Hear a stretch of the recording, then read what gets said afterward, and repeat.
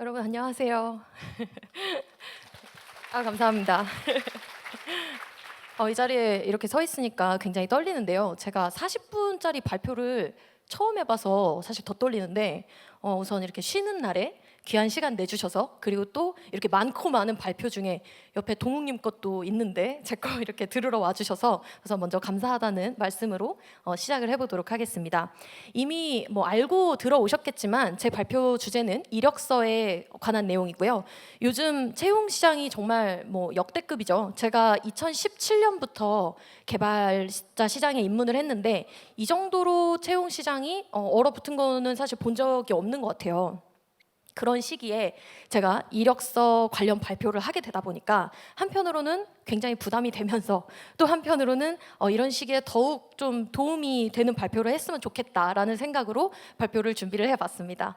그리고 하나 경고를 좀 드려야 될 것 같은데요. 제가 원래도 좀 말이 빠른 편이거든요. 근데 준비한 내용이 너무 많다 보니까 오늘 일반적인 발표들보다 좀 말이 많이 빠를 수 있어요. 그래서 그 점 미리 양해 말씀 부탁드리고요. 전해드릴 내용이 너무 많아서 그러니까 좀 이해해 주시면 너무 감사할 것 같습니다. 원래 1시간짜리였는데 제가 정말 줄이고 줄여서 40분에 맞춰서 어떻게 해보도록 할게요. 우선 발표에 앞서서 아마 저를 처음 보실 테니까 제 소개를 먼저 하고 발표 시작을 해보도록 하겠습니다. 제 이름은 지소라고요. 저는 현재 백엔드 개발자로 일을 하고 있는데요. 그래프가 조금 뭐가 많죠. 왜냐면 지금 포지션 이전에는 프론트엔드 개발자로 일을 했었고, 그 이전에는 퍼블리셔로 일을 했었고, 그 이전에는 제약회사 영업사원으로 일을 했었고요. 저는 영어를 전공을 했어요. 그래서 완전 뼈 문과생이었는데 어떻게 하다 보니까 영업사원을 거쳐서 지금 여기에 이 자리까지 오게 되었습니다. 그렇게 퍼블리셔를 거쳐서 프엔 개발자를 하다가 누적되어 온 여러 개인적인 고민들이 있었는데 그 고민이 해결이 안 돼서 작년 10월에 사설 부트캠프를 등록을 했고요. 백엔드 과정을 수료를 했어요. 그래서 지금 백엔드 개발자 포지션은 신입으로 지원했다라고 생각을 해주시면 될 것 같고요. 그래서 지금까지의 경력을 살려서 경력직으로 이직을 한 게 아니라 완전 신입 백엔드 개발자로 지원한 경험담을 발표한다고 생각을 해주시면 좋을 것 같아요. 발표 순서인데요. 저는 여태까지 제가 어떤 과정을 준비했는지, 그러니까 거쳤는지에 따라서 플로우를 좀 짜서 발표 순서를 준비를 해봤어요.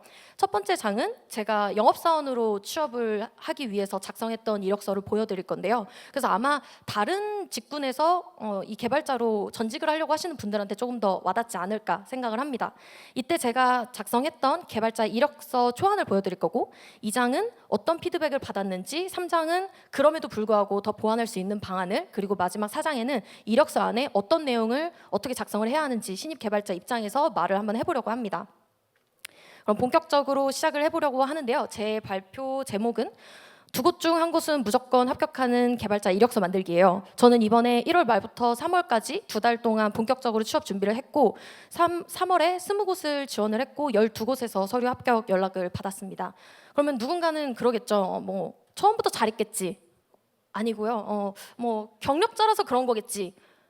진짜 아니에요. 저도 처음에는 정말 지원하는 족족 100%다 떨어졌거든요. 그래서 합격률이 정말 0%였습니다. 그래서 사실 저도 굉장히 의아했어요. 아무리 신입으로 지원한다고 하지만 그래도 경력이 있는데 어떻게 이렇게 0%일 수가 있냐, 좀 말이 안 되지 않냐 그러면서 저 스스로에 대한 믿음이 좀 와장창 깨지는 그런 경험이었기도 했고요. 그래서 굉장히 좀 충격적이었어요. 그럼 도대체 어떻게 했냐, 이제부터 0%에서 60%로 어떻게 합격률을 끌어올렸는지 한번 썰을 풀어보도록 할게요. 그리고 시작하기에 앞서서 제가 여러분 앞에서 이렇게 발표를 하고 있지만 제 말이 정답이 아니라는 거는 뭐 다 아시죠? 이렇게 밑밥을 깔고 가야 돼요. 그래서 제 발표를 그냥 한 사람의 경험담, 후기, 레퍼런스 이 정도로만 생각을 해주시면 너무 좋을 것 같아요. 왜냐하면 그 구글에다 뭐 개발자 이직 후기 뭐 이런 거 쳐보면 글 엄청 많이 나오잖아요. 그 글을 여러분한테 구두로 설명을 한다, 이 정도로만 생각을 해주시면 너무 감사할 것 같습니다. 저도 경험을 했지만 취업을 준비하는 과정에서 지금 이 순간에도 굉장히 많은 분들이 뭐 낙담이나 우울, 불안 이런 부정적인 감정들이랑 싸우고 계실 거를 잘 알고 있어요. 저도 몇 개월 전까지만 해도 느꼈던 감정들이기 때문에, 그럼에도 불구하고 잃지 말아야 하는 마음가짐은 낙담하지 않기입니다. 뭐 다 잘 알고 계시죠? 여러분 중꺾마 아시죠? 중요한 건 꺾이지 않는 마음, 다 이게 제일 중요하고, 이 마음을 가지고 제 경험담을 들어주시면 너무 감사하겠습니다. 이게 제가 저는 잠시만요. 저는 이전에도 말씀드렸다시피 저는 제약회사 영업사원으로 일을 했었는데요. 해외 영업 이런 거 했으면 사실 너무 좋았을 텐데 제가 어렸을 때 나는 도어투도어 영업 아니면 안 한다 이런 젊은 날의 패기로 도어투도어 영업사원을 경험을 해보겠다고 영업사원이 되기 위해서 길에서 뛰어다니면서 영업 경험을 쌓았어요. 예를 들어서 뭐 주먹밥도 만들어서 시장에서 팔아보고 뭐 꽃다발이랑 석고병제 이런 거 만들어가지고 길거리에서 팔아보고 뭐 이랬었는데 별별 경험을 다 해보고 이제 이력서를 작성을 했죠. 그래서 이게 제가 그 영업 직군으로 지원했을 때 작성했던 이력서예요. 딱 보시면 알겠지만 개발자 이력서와는 결이 너무 많이 다르죠. 아마 대부분의 비개발 직군의 이력서가 이런 식일 거예요. 대부분이 서술식일 거고 기승전결이 있는 내용일 겁니다. 특히 기술직이 아닌 대부분의 직군들은 소프트 스킬을 강점으로 내세워야 하기 때문에 대부분은 이런 식일 텐데요. 뭐 제 생각에 이 직군은 이런 자질이 필요할 것 같아서 이런 경험을 통해 이런 자질을 키웠습니다. 뭐 라던가 아니면 이 직군은 이런 강점이 필요한데 저는 이런 상황을 통해서 이 강점이 있는 거를 확인했습니다. 뭐 이런 식이죠. 근데 여기 오른쪽은 이제 제가 최종 작성한 개발자 이력서 중 일부인데요. 딱 봐도 너무 다르죠. 오른쪽은 블랙 포인트로 기술 위주로 작성을 했기 때문인데요. 처음에 이력서를 작성했을 때는 평생 왼쪽 이력서가 이력서의 정석이다. 다 이렇게 쓴다라고 생각을 하고 있었으니 사실 처음에는 어떤 식으로 바꿔야 할지조차도 감이 안 오더라고요. 그래서 이력서 개발자에 관한 컨텐츠는 정말 다 본 것 같아요. 근데 정말 웃긴 게 볼 때는 뭐 저 정도면 뭐 충분히 적용해 볼 만한데 별로 안 어려운데 이러면서 봤거든요. 근데 역시 남 하는 게 쉬우면 그 사람이 진짜 잘하는 거더라고요. 그래서 제가 개발자 이력서에 관한 컨텐츠를 작성을 하려고 하니까 너무 어렵고 미치겠는 거죠. 너무 답답하고 어디서부터 시작을 해야 될지를 모르겠고 그래서 머릿속에 누가 이렇게 하라고 했었던 것 같은데 라는 생각만 계속 맴돌고 내 거에는 그럼 도대체 어떻게 적용하지? 이런 의문점이 떠나지를 않았어요. 그래서 이렇게 고민을 하다 보니까 정말 평생 시작을 못할 것 같은 거예요. 그래서 저는 개인적으로 좀 일단은 하고 봐야 된다라는 주의의 사람이기 때문에 일단 했습니다. 뭐 써보긴 해야 되잖아요. 써야지 뭐 수정을 하든 피드백을 받든 뭐든 할 거니까요. 그래서 일단은 써봤어요. 근데 무슨 내용을 써야 될지 모르겠는 거예요. 그래서 어디 이력서 컨텐츠에서 본 모든 내용들을 다 짬뽕을 해서 한꺼번에 이렇게 작성을 해봤는데요. 여기서 보면은 잘 티가 안 날 것 같기는 한데 제가 해결하려고 했던 문제나 뭐 어떻게 해결했는지 이런 거는 전혀 설명을 안 하고요. 내가 어떤 노력을 어디까지 했는지 내가 이렇게 열심히 했다 이런 것만 보여주고 싶어서 제가 커뮤니티에 질문했던 목록들 뭐 어떤 거 질문했는지 이런 거를 캡처해서 이력서에다가 다 갖다 붙여놓습니다. 그래서 그리고 교육받은 내용 쓰라 그래가지고 교육받은 내용 다 집어넣고 이렇게 했더니 이력서가 5장이었어요. 이렇게 뭐 써보라고 해가지고 써보긴 했는데 쓰고 나니까 저도 이게 뭐지? 이런 생각이 너무 많이 드는 거예요. 그래서 이력서라고는 했는데 이력서 같지는 않고 뭔가 에세이에 가까운 인생을 한번 되돌아본 것 같은 그런 느낌? 이런 느낌이었어요. 그러면서 이제 생각을 한 거죠. 도대체 나는 이력서라는 문서에 대해서 잘 알고 있는 건가? 이런 생각이 먼저 들기 시작한 거예요. 개발자 이력서는 사실 다음 스텝이고 이력서라는 문서 자체도 모르고 있는데 개발자 이력서는 사실 너무 어불성설인 거죠. 그래서 면접관으로 많은 경험이 있는 지인한테 이분은 개발자는 아니었지만 많은 경험이 있는 지인한테 피드백을 요청을 했어요.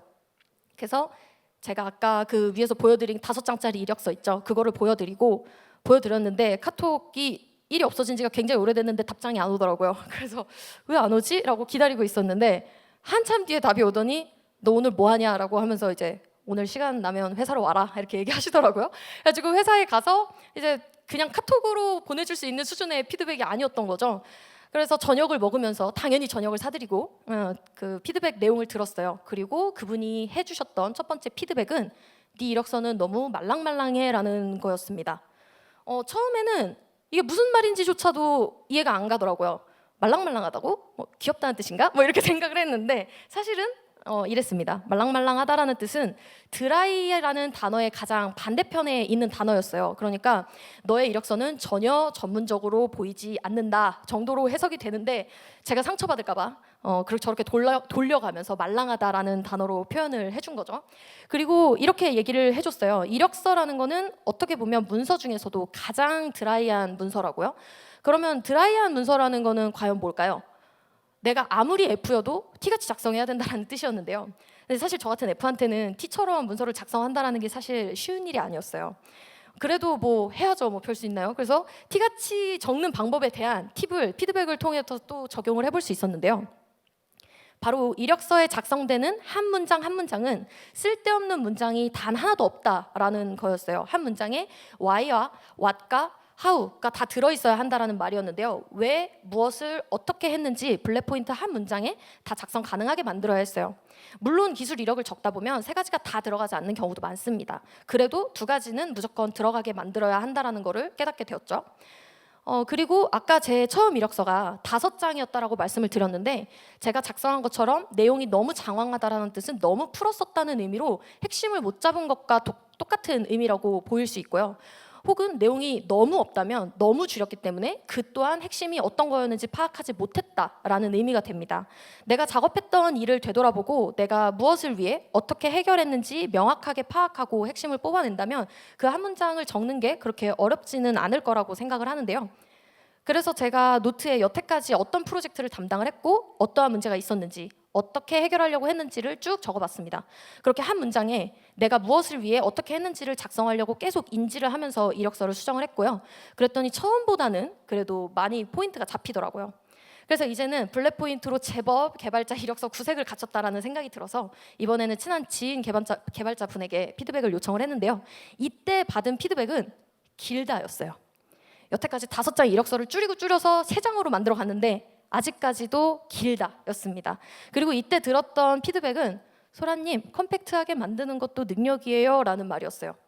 생각을 해보니까 저는 지금까지 노션을 이용해서 이력서를 작성을 했었거든요. 노션의 가독성과 뭐 쉬운 UI 이런 것들 등 이유로 이력서를 노션으로 작성을 했었는데요. 물론 지금도 노션은 굉장히 잘 이용하고 있는 툴 중에 하나예요. 근데 문제는 노션의 행간을 제가 조절할 수 없다라는 가장 큰 메이저한 문제가 있었어요. 그래서 아무리 줄이고 줄여도 한 장으로 줄일 수가 없다는 데 있었습니다.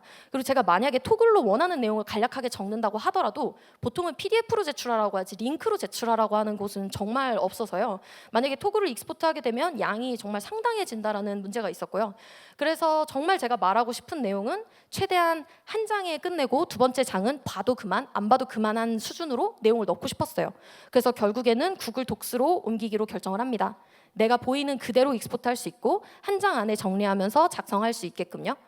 그리고 지금 이거는 시간이 지나서 제가 지금 드는 생각인데, 혹시 피그마나 디자인 툴을 이용하실 수 있는 분들이라면 이런 여백, 행간, 정렬 이런 것들은 사실 별로 그렇게 큰 문제가 될 것 같다는 생각이 들지 않아요. 그래서 지금 생각해보면 피그마로 이력서를 작성하는 게 어떻게 보면 훨씬 깔끔했을 수도 있겠다라는 생각이 들기는 하거든요. 그래서 만약에 마음에 쏙 드는 툴이 없는데 내가 디자인 툴을 이용할 줄 안다라고 하시는 분들은 디자인 툴로 이력서를 작성하시는 것도 괜찮은 방법인 것 같습니다. 그래서 저는 구글 독스에서 상하 좌우 여백을 1cm로 행간은 1.35로 줄여서 3장이었던 이력서를 이렇게 컴팩트하게 2장으로 만들었는데요. 사실 보시는 것과 같이 첫 번째 장만 봐도 사실은 뭐 충분하죠, 지금. 그래서 길다는 피드백 이외의 피드백은요. 그래서 뭐를 할 수 있다고 하는 건지 잘 모르겠다라는 거였어요. 한 거는 되게 많은 것 같은데 너무 막연한 느낌이고, 그래서 지금 당장 소라님이 뭐를 할 수 있다라는 건지 눈에 보이지 않아요 라는 피드백을 주셨어요. 이력서를 처음 읽으면 보통 이런 걸 해본 적이 있어요, 이런 걸 공부해 본 적이 있어요, 뭐 이 정도의 배지 모으기 같은 수준으로 느껴진다라는 말이었는데요. 특히 신입인 경우에 이런 배지 모으기를 자주 시전을 하죠. 뭐 저도 그랬으니까. 근데 자신이 부족하다라는 생각과 함께 가산점이 되지 않을까 하는 마음 때문에 이런 것도 해봤다 저런 것도 해봤다 이렇게 배지 모으기를 이력서에 적는 경우가 많습니다. 근데 오히려 이게 역효과가 날 수가 있어요. 저는 이렇게 해본 게 많아요 라는 말은 어쩌면 저는 그래서 제대로 해본 게 없어요 라는 인상을 줄 수도 있기 때문인데요.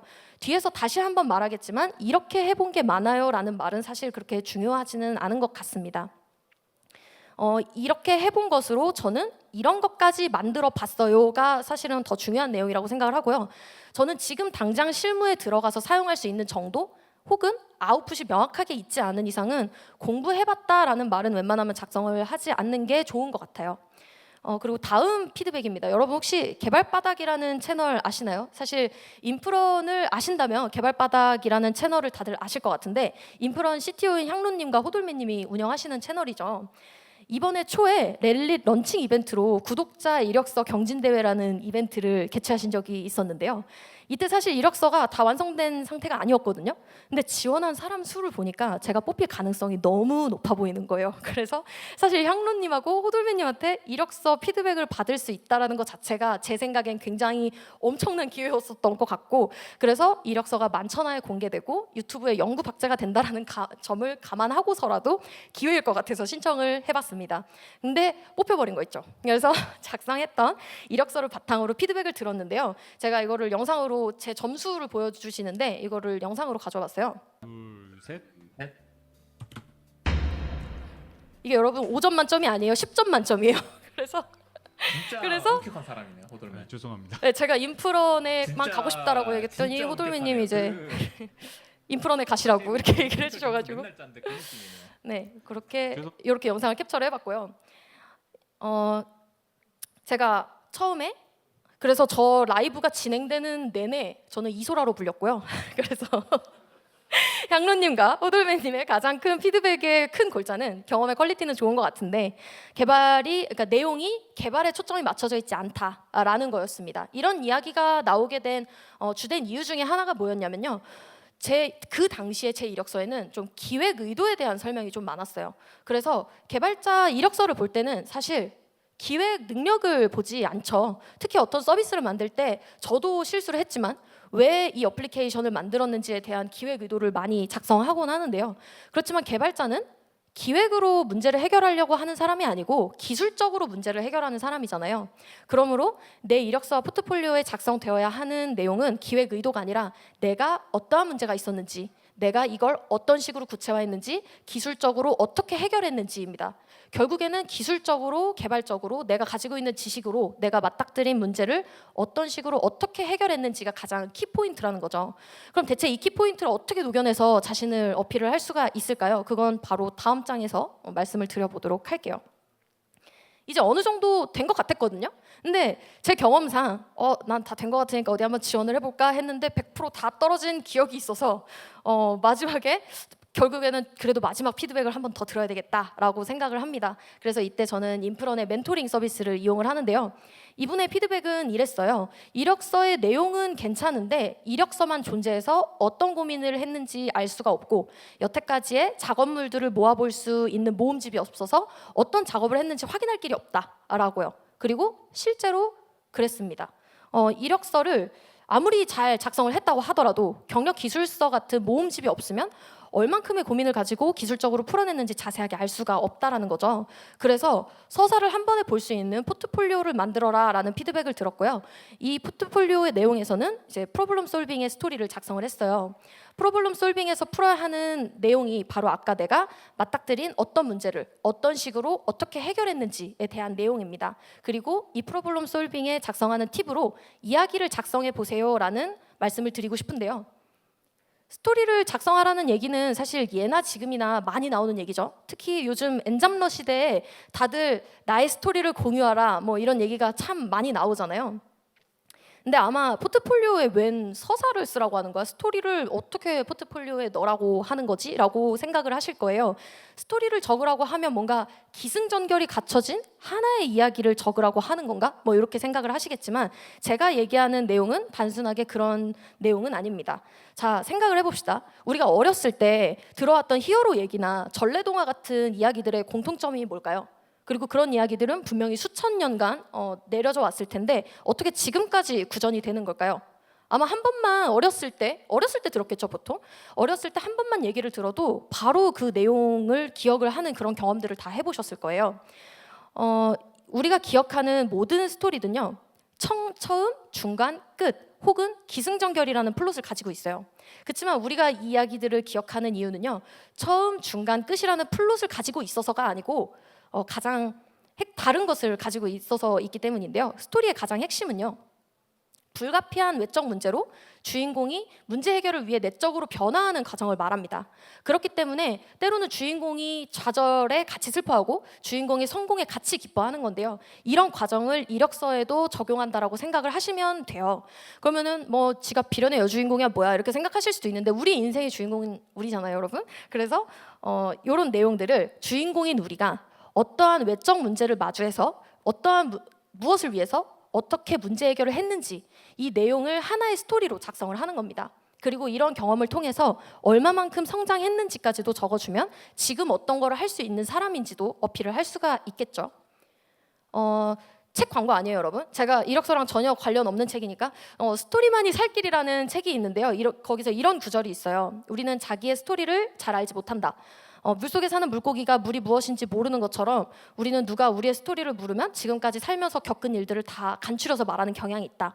또한 우리는 뭔가에 관해 말할 때 다른 사람들도 다 그것을 나와 똑같은 의미로 해석하리라고 기본적으로 생각하게 되어 있다라는 구절이 있는데요. 이력서를 작성할 때도 마찬가지로 이런 오류에 빠지기가 쉽습니다. 이 정도만 작성해도 알아보겠지라거나 너무 당연할 것 같아서 작성하지 않는 것들이 바로 그런 예인데요. 하지만 이런 오류들을 극복을 하고 내가 어떤 서사에 따라서 문제를 작성했는지 늘 염두를 해두고 포트폴리오를 작성해야 합니다. 저는 이력서는 구글 독스를 이용을 했지만 포트폴리오는 그것과는 다르게 노션을 다시 작성을 했는데요. 어차피 PDF로 제출하는 이력서 안에 노션 링크를 걸어놓으면 웹에서 확인을 할 수 있었기 때문이거든요. 이게 제 포트폴리오의 가장 첫 화면이고요. 저는 작성하고 싶었던 내용들이 조금 많아가지고 토글을 이용을 해서 내용을 적었습니다.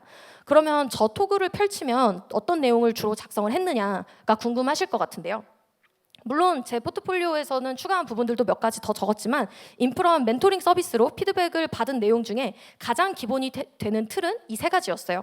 바로 에즈이즈와 챌린지 그리고 투비였습니다. 이 에즈이즈는 문제 상황을 인지하고 해결하려고 하는 문제나 만들고 싶은 기능들을 적는 거고요. 챌린지는 내가 문제를 해결하기 위해서 어떤 고민을 했는지 그리고 어떻게 해결했는지를 적는 칸이었고 투비는 바로 아웃풋이었어요. 저는 개인적으로 이 프로젝트들을 시작한 이유에 대해서도 한두 줄로 짤막하게 작성을 해놨는데요. 조금 더 구체적으로 설명을 해드려 볼게요. 첫 번째 바로 에즈이즈입니다. 바로 에즈이즈는 내가 만들고 싶은 기능이라든지 내가 해결해야 하는 문제 그런 것들이 이 프로젝트를 진행하면서 맞닥뜨릴 수 있는 모든 상황인데요. 이게 굳이 뭐 문제 상황일 필요도 없고 쉽게 생각하면 조건이라고 생각을 하시면 될 것 같아요. 우리가 알고리즘을 풀더라도 늘 조건을 부여받잖아요. 그래서 A 상황에서는 A 로직을 B 상황에서는 B 로직을 진행하는 것처럼요. 그러면 우리는 어떤 식으로 A와 B를 구별할 건지 먼저 기준을 세워야 되고 이때 A와 B를 구별하는 기준을 에즈이즈로 정의합니다. 저희 포트폴리오에서 작성한 예시 두 가지를 보여드리도록 할게요. 피드백을 받아서 제가 작성한 에즈이즈인데요. 비즈니스적으로 제한을 두어야 하는 조건들을 작성을 하고 기술적으로는 어떤 스택들을 사용을 하면서 이 어플리케이션을 더 구체화할 수 있는지를 작성을 합니다. 이 글을 본 사람들은 이런 에즈이즈에 작성된 글을 보면서 개발자가 개발하면서 이런 문제들을 해결을 하려고 했었구나라는 거를 파악을 할 수가 있는 거죠. 그리고 다음은 챌린지입니다. 에즈이즈의 문제점들을 해결하려고 하는데 그래서 어떤 기술로 이 문제를 해결했는지 보여준다라고 생각을 하시면 되는데요. 예시를 보시면 에즈이즈 때 고민했던 부분을 어떤 식으로 해결했는지 스택 혹은 로직 위주로 작성하신 거를 확인을 하실 수가 있는데요. 사실은 어찌 보면 이 챌린지 부분이 개발자로서 가장 핵심인 부분이라고 볼 수 있을 것 같아요. 왜 이 스택을 사용을 했는지, 왜 이런 로직을 작성을 했는지 등의 개발자만의 이유를 확인을 할 수가 있기 때문입니다. 그러면 이유를 읽는 사람이 바로 확인을 할 수 있게 작성을 해야 이 사람은 어떤 고민을 해서 이런 이유로 이 기술을 선택을 했고 이렇게 했구나라는 거를 바로 확인을 할 수 있을 테니까요. 그리고 마지막은 바로 투비입니다. 투비는 여태까지 에즈이즈와 챌린지를 거쳐서 마지막 그러니까 이러한 결과가 있었다라는 거를 보여주는데요. 사실 투비는 작성할 내용이 그리 많지 않을 수도 있어요. 하지만 투비 내용이 많다라는 거는 그만큼 아웃풋이 확실하다라는 거니까 메리트가 있겠죠. 그러니까 투비를 확실하게 많이 만들어 놓는 걸 저는 추천을 하는데요. 제가 투비를 작성하면서 느꼈던 거는 모든 직업이 다 마찬가지지만 개발자라는 직업이 어떤 식으로든 인류에게 가치 있는 결과물을 내놓는 일을 하는 사람이라는 거예요. 예를 들어서 내가 어떤 것을 이용해서 대용량 트래픽을 처리했다라는 거는 당연히 물론 아주 훌륭한 결과물이지만 그 자체만으로는 아무런 의미를 가지지 못한다라고 저는 생각을 하거든요. 대용량 트래픽을 처리함으로써 유저의 유입을 원활하게 하고 그것이 매출과 이어져 회사에 기여했다까지가 어찌 보면 의미 있는 결과라고 저는 생각을 하는데요. 그렇기 때문에 제가 작성한 투비는 만약 하나의 어플리케이션이라면 아웃풋을 보여주고 만약 어떤 프로젝트였다면 그 프로젝트의 결과를 작성하는 방향으로 작성을 했습니다. 이 프로젝트의 결과물로 어떤 식으로 회사에 기여를 했는지 혹은 어떤 개선점이 있었는지 작성을 했고요. 또한 만약 해당 내용과 관련한 공유 경험이 있다면 그 경험에 대해서 첨부를 하는 것도 본인의 적극성을 표현하는 데 저는 좋은 자료라고 생각을 해요. 만약 그런 자리가 너무 부담스럽다면 혼자 뭐 영상으로 찍어 보는데 얼굴 말고 목소리만으로라도요. 본인 프로젝트의 공유를 발표처럼 하는 거는 저는 좋은 방법이라고 생각을 하는데 나는 그래도 너무 낯간지럽다, 절대 못하겠다 이렇게 생각이 드신다면 최소한 블로그든 어디든 회고를 작성을 해야 된다고 저는 생각을 합니다. 왜냐면 본인이 한 일은 본인만 알 수 있으니까요. 그리고 이거는 특히 지금 현재 일을 하고 계신 주니어 분들께 꼭 드리고 싶은 말씀인데요. 지금 현재 하고 있는 작업물에 대해서 반드시 개인적으로라도 기록을 해놓으셨으면 좋겠어요. 왜냐하면 내가 어떤 고민을 했고 어떻게 해결을 했고 바로바로 기록을 해놓지 않으면 정말 기억이 하나도 나지 않는 사태가 발생할 수 있기 때문인데요. 이거는 제 경험담입니다. 그래서 그거를 복귀하는데 아주 애를 먹은 경험이 있어서 시간은 정말 빠르고 분명히 내가 작업한 프로젝트인데 어떤 고민을 했는지조차 생각이 안 나기 때문에 무조건 어떤 식으로든지 기록을 해놓으시면 나중에 이직하시거나 하실 때 과거의 나에게 굉장히 도움을 많이 받는 상황이 생기기 때문에 꼭 기록을 해놓으셨으면 좋겠어요. 그리고 사실 포트폴리오에 대한 발표 내용을 준비를 하다가 누군가는 이런 생각을 할 수도 있겠구나라는 생각이 들었어요. 포트폴리오는 레포지토리만 제출하면 되는 거 아닌가요? 라던가 깃허브에 코드가 다 올라가 있는데 뭐하러 포트폴리오를 따로 만드나요? 라는 질문을 할 수도 있을 것 같다라는 생각이요. 근데 문제는요, 깃허브 잔디가 다 깔려 있고 코드가 다 공개가 되어 있다고 하더라도 담당자들이 그 코드를 읽게 만드는 게 어렵습니다. 요즘은 워낙 라이브러리들이 많아가지고 깃허브 잔디 전부 다 초록색으로 칠해주는 라이브러리도 있고요. 그리고 깃 담당자들이 이력서를 읽을 때 깃허브 주소가 당연히 없는 것보다는 훨씬 낫겠지만 있다고 해서 그 코드를 들어가서 보는 게 아니에요. 사실 개발자들끼리 이제 얘기를 하다 보면 코드를 안 보는 게 디폴트라고 하더라고요. 그리고 솔직히 말해서 여러분, 그 코드의 출처가 순수하게 지원자의 머릿속에서 작성된 코드라고 믿을 수 있을까요?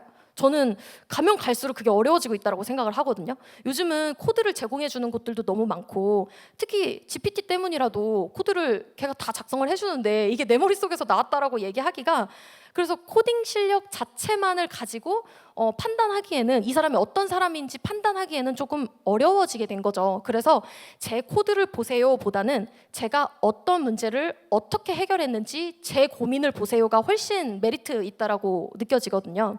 그리고 거기서 이렇게 이걸 풀었는데 그럼 코드는 어떻게 짰지? 라는 게 그 채용 담당자가 궁금해지면 그때 빛을 발하는 게 깃허브 퍼블릭 레포라는 거죠. 그래서 결국은 제가 만들고 싶은 기능 혹은 제가 해결하고 싶었던 문제들은 이런 방법들로 해결했어요 라는 포트폴리오와 이력서를 제출을 하고 나서 저는 20곳의 이력서를 제출을 했고요. 결과적으로는 12곳에서 서류 합격 연락이 왔습니다. 60%가 넘는 서류 합격률이었고요. 그렇다면 지금까지 발표를 들으신 분들께서는 소라님은 경력자니까 할 말이 많아서 그렇잖아요 라고 얘기하실 수도 있을 것 같아요. 특히 저처럼 다른 업종에서 개발자라는 업무로 이직을 하려고 하시는 분들이나 처음 개발자 이력서를 작성하려고 하시는 분들이 늘 하는 고민이 있는데요. 바로 그러면 신입 개발자는요? 라는 질문입니다. 신입이라 실무 경험이 없어서 적을 내용이 없다는 게 사실은 거의 대부분의 고민 내용인데요. 근데 여러분 그거 아세요? 저도 백엔드 처음이었어요. 그래서 적을 내용도 하나도 없었고 완전 신입처럼 이력서를 작성을 했어야 했거든요. 저도 만들어 본 게 하나도 없었고요. 이력서 관련 콘텐츠를 보면 이런 얘기를 많이 듣곤 해요. 이력서는 요리하는 것과 같다고요. 그래서 만약 요리를 했는데 맛이 없었으면 우리는 두 가지 경우를 의심해 볼 수가 있죠. 첫 번째, 재료가 좋은데 요리를 못해서 제 맛이 안 날 때. 그리고 두 번째, 재료 자체가 좋지 못해서 아무리 요리를 잘해도 맛이 나지 않을 때. 이력서를 작성하는 것도 이것과 같다라고 생각을 하는데요. 작성할 내용은 좋은데 아직 작성법을 모르거나 의미 전달은 잘 되지만 어필하는 그 내용 자체가 별로여서 그다지 매력적이지 않을 때가 있겠죠. 작성할 내용은 좋은데 아직 작성법을 잘 모르시겠다면 이건 그냥 무조건 많이 고쳐봐야 됩니다. 물론 이런 거 안 배워도 타고나게 글을 잘 쓰는 사람들이 있지만 우리는 그런 사람들이 아니니까요. 글을 매력 있게 작성하는 건 얼만큼 많이 보고 얼만큼 많이 퇴고를 했는지에서 느껴지는데요. 그렇기 때문에 정말 많이 퇴고를 해야 돼요. 그리고 저는 그래서 이력서를 작성하는데 최소 한 달에서 2달 정도의 기간이 필요하다라고 생각을 하는데, 이게 무슨 소리냐면 내가 한 문장 한 문장을 적어놓고 지금 당장 혹은 적어도 오늘 동안에는 의미 있는 수정을 한다라는 게 사실 굉장히 어려운 부분이 있거든요. 제가 오늘 적은 문장은 아무리 눈 비비고 다시 봐도 이거보다 더 나은 대안이 떠오르지 않기 때문에 어느 정도의 시간을 두고 문장을 다듬는 과정을 반복해야 된다라고 생각을 합니다. 예를 들어서 제가 이제 거쳐왔던 제 소개 글들인데요. 어떤 식으로 바뀌었는지 앞부분만 읽어보도록 할게요. 아마 호흡이 굉장히 길다라고 느끼실 거예요. 누가 도와주지 않아도 절실함과 집념 그리고 주체성으로 마주한 문제는 결국 해결합니다. 회사에서 10년간 해결하지 못했던 기술적 문제를 1년간 밤낮으로 고민한 끝에 스스로 해결한 경험이 있습니다.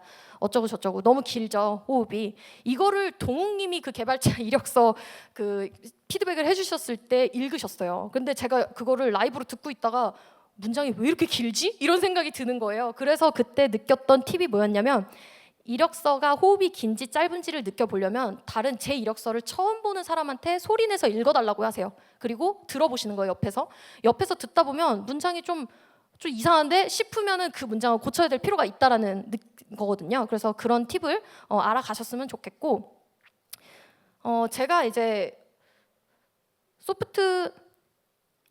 이런 식으로 문장을 하나씩 계속 수정을 한다는 게 시간이 조금 걸리는 일이기 때문에 요즘은 사실 그럴 일이 잘 없긴 한데, 제가 처음에 개발을 시작했을 때는 자동 완성 기능 이런 거를 잘 활용을 못했었어요. 그래서 오타가 나도 그런 게 잘 안 보이고 이랬는데 다른 사람한테 부탁을 하니까 금방 찾아주고 이런 거죠.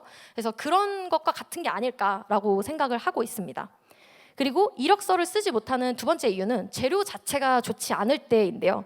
특히 주니어들은 이게 되게 고민이죠. 어떤 내용을 써야 하는지, 내가 어떤 거를 할 줄 안다라고 하기에는 내가 부족한 게 많은 거는 아닌지, 이런 별별 고민이 다 드니까요.